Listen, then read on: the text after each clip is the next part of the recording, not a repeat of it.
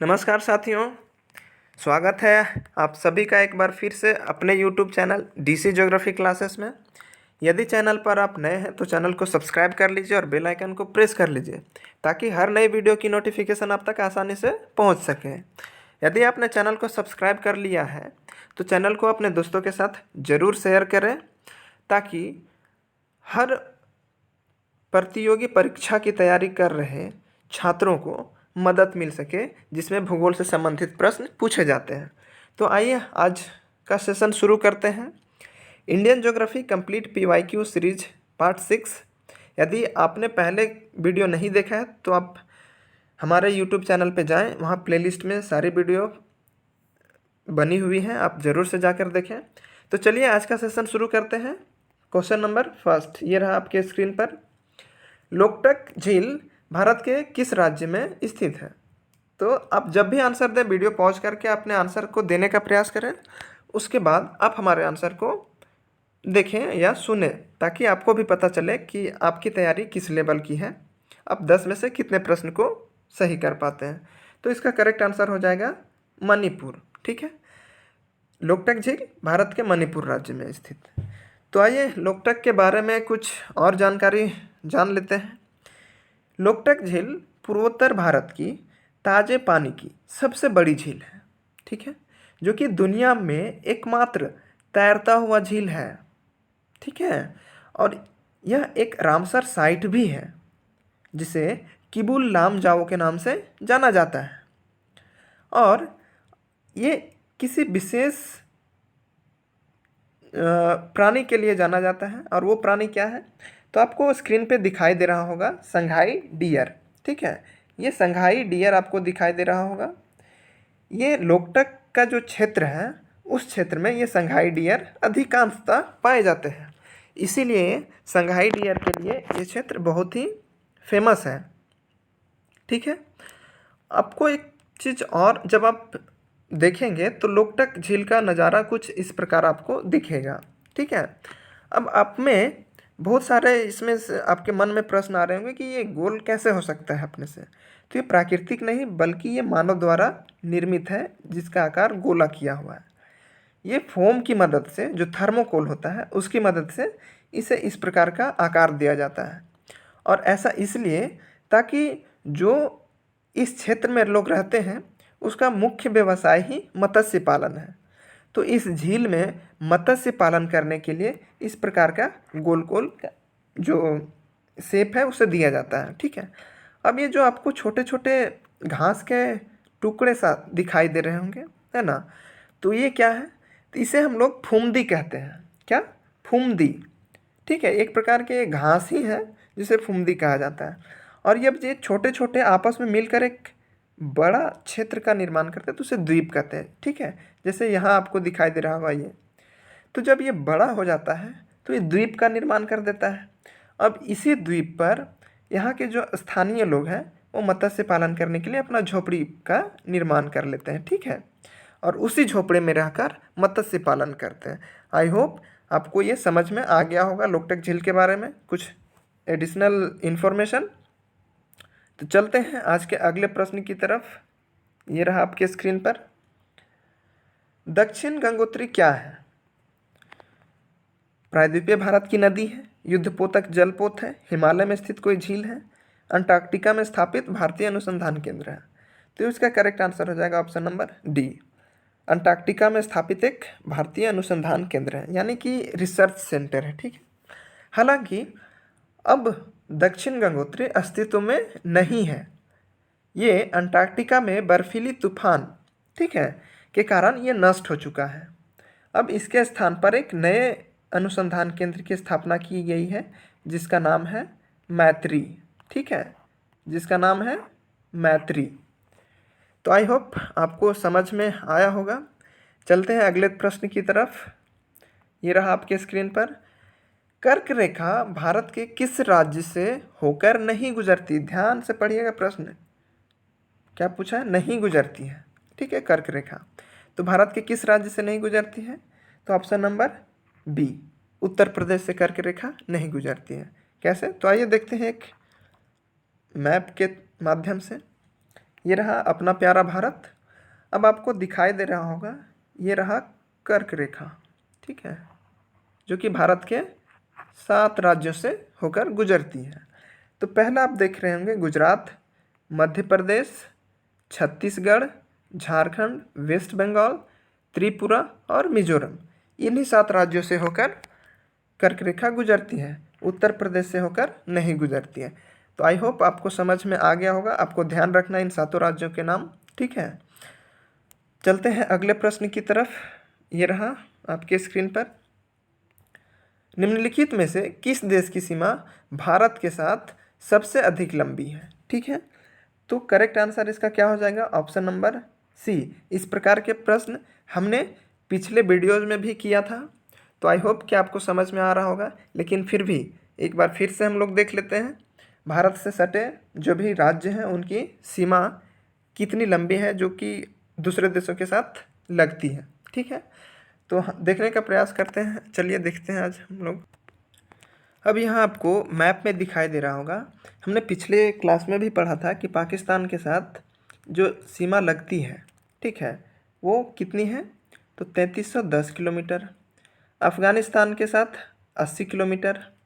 अब यहाँ एक नेपाल है, ठीक है, नेपाल के साथ मैंने यहाँ भूल गया इसे दिखाने के लिए। तो नेपाल के साथ जो सीमा लगती है वो 1752 किलोमीटर, ठीक है, कितना, 1752 किलोमीटर। अब जो चाइना है उसके साथ 3917 किलोमीटर, म्यांमार के साथ 1458 किलोमीटर, और सबसे अधिक किसके साथ है, तो यहाँ आपको दिखाई दे रहा होगा बांग्लादेश के साथ 4096 किलोमीटर भारत इसके साथ सीमा बनाती है। तो आई होप कि आपको मैप के साथ क्लियर होगा, ठीक है। तो चलते हैं आज के अगले प्रश्न की तरफ। सांभर झील किस राज्य में स्थित है, सॉरी यहाँ टाइपिंग में मिस्टेक हो गया है, राय नहीं है, ये राज्य होगा, ठीक है। सांभर झील किस राज्य में स्थित है, तो इसका करेक्ट आंसर क्या हो जाएगा, राजस्थान, ठीक, राजस्थान में ही स्थित है सांभर झील। ये रहा आपके स्क्रीन पर भारत का मैप, भारत का कुछ जो हिस्सा है वो, और इसमें से ये राजस्थान का भाग है, राजस्थान, और उसी में स्थित है आपका सांभर लेक। अब सांभर लेक किस लिए प्रसिद्ध है, तो यहाँ पर नमक का उत्पादन अधिक होता है, ठीक है, नमक का उत्पादन यहाँ पर अधिक मात्रा में होता है, इसलिए प्रसिद्ध है। तो चलते हैं अगले प्रश्न की तरफ। अंडमान और निकोबार द्वीप समूह है, क्या है, आपको बताना है। क्या प्रवाल द्वीप है, या ज्वालामुखी द्वीप है, या निमज्जित श्रेणियों के अवशेष है, या निक्षेप जनित द्वीप है। तो इसका करेक्ट आंसर क्या हो जाएगा, ऑप्शन नंबर सी, निमज्जित श्रेणियों के अवशेष हैं।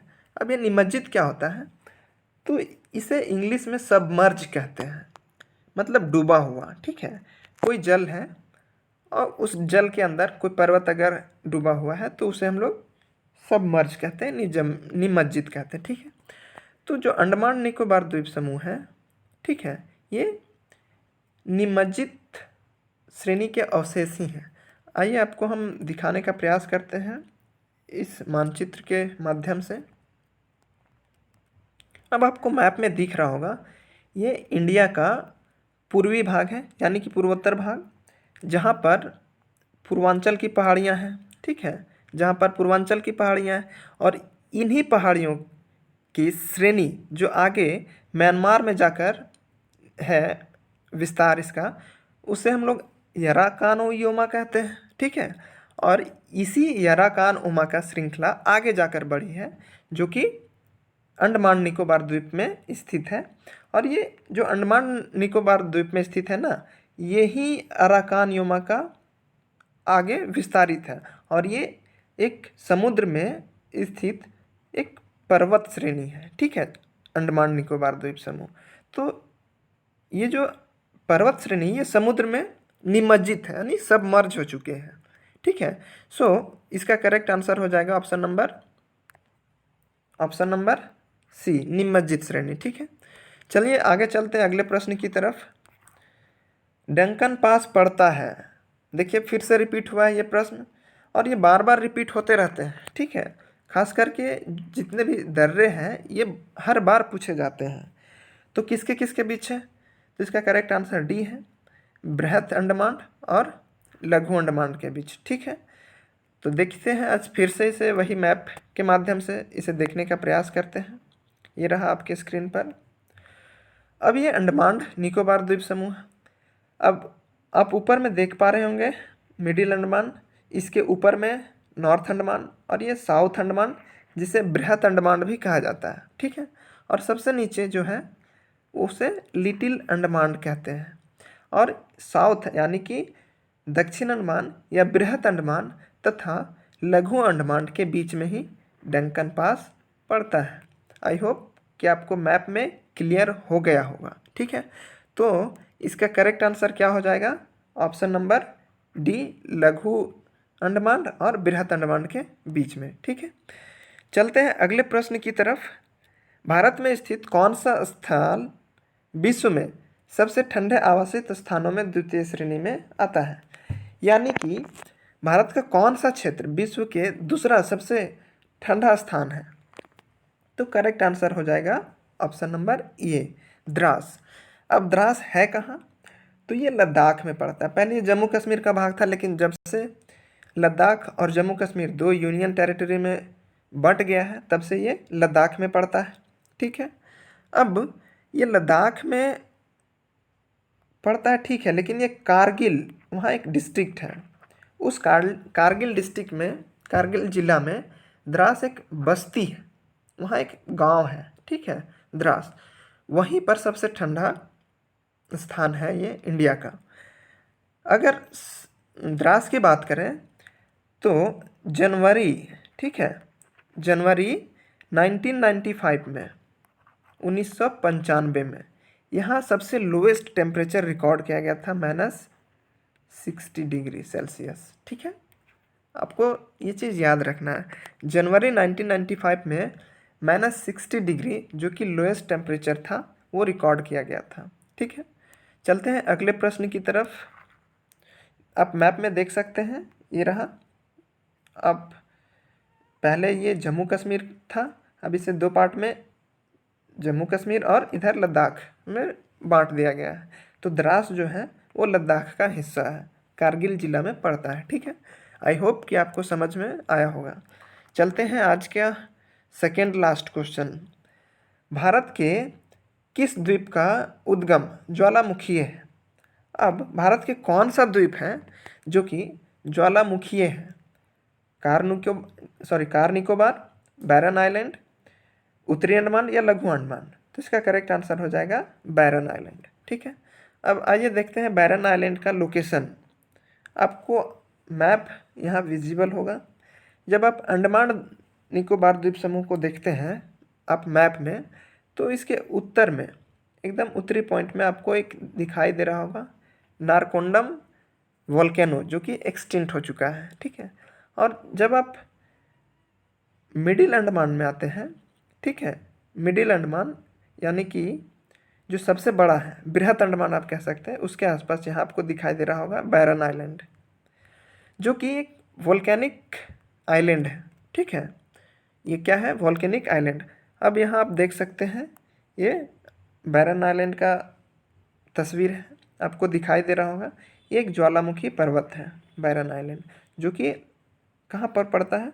तो अंडमान निकोबार द्वीप समूह में ही पड़ता है, जो बंगाल की खाड़ी में स्थित है। ठीक है, आपको क्लियर हुआ होगा, आई होप। चलते हैं आज के अगले प्रश्न और अंतिम प्रश्न की तरफ। लक्षद्वीप है। अब लक्षद्वीप क्या है? ज्वालामुखी द्वीप है, प्रवाल द्वीप है, विवर्तनिक द्वीप है या कछारी द्वीप है?